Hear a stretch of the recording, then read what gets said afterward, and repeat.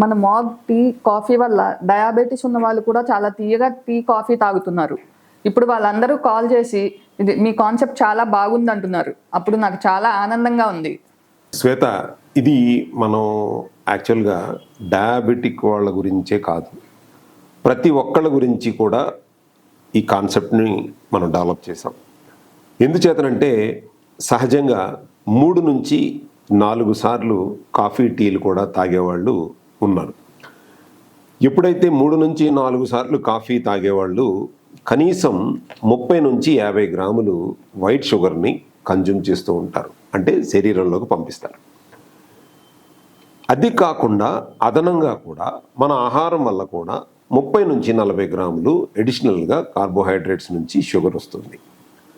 దీనివల్ల ఏమవుతుందంటే రోజుకి దాదాపు 80 నుంచి 100 గ్రాములు షుగర్ని కన్జ్యూమ్ చేస్తున్నారు.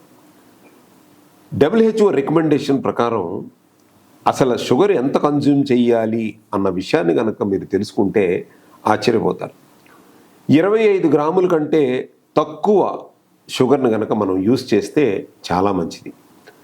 ఎప్పుడైతే కనుక sugar consumption, white sugar consumption ఎప్పుడైతే తగ్గించామో ఒబెసిటీకి కానీ ఈ యొక్క డయాబెటీస్కి కానీ దూరంగా ఉండగలుగుతాం. దీనిని దృష్టిలో ఉంచుకుని ప్రతి ఒక్కళ్ళు కూడా ఈ షుగర్ వల్ల వచ్చేటటువంటి అదనపు 30 నుంచి 50 గ్రామ్ షుగరు శరీరంలో చేరకుండా ఉండే విధంగా ఒక చిన్న ప్రయత్నమే ఈ యొక్క mug coffee and mug tea.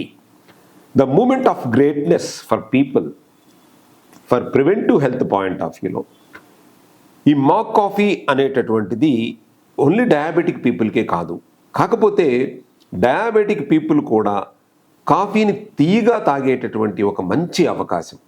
Mang fruit అంటే సహజ సిద్ధమైనటువంటి ఒక తీయని పండు నుంచి తీసినటువంటి ఎక్స్ట్రాక్ట్. ఈ భూప్రపంచం మీద తీయటి మాంగ్ ఫ్రూట్ అది ఒక్కటే ఉంది. దానికి మాత్రమే చక్కెర కంటే కూడా 150 నుంచి 250% ఎక్కువ తీపిదనాన్ని ఆ భగవంతుడు ఇచ్చాడు. కాబట్టి మాంగ్ ఫ్రూట్తో చేసినటువంటి ఈ మాగ్ కాఫీని ప్రతి ఒక్కళ్ళు ఆదరించినందుకు దాదాపు 10,000 మంది మీరు యూస్ చేసి మీ యొక్క ధన్యవాదాలు చెప్పినందుకు చాలా సంతోషంగా ఉంది. అలాగే మేము అతి త్వరలో ఒక మంచి కాన్సెప్ట్తో కూడా మీ ముందుకు వచ్చి ఆ డయాబెటిక్ ప్రివెన్షన్కి తగినటువంటి అన్ని రకాలైనటువంటి సహజ సిద్ధమైనటువంటి ఉత్పత్తులతో మీ ముందుకు వస్తామని నేను ఈ యొక్క మీడియా ముఖంగా తెలియజేసుకుంటున్నాను. ధన్యవాదాలు.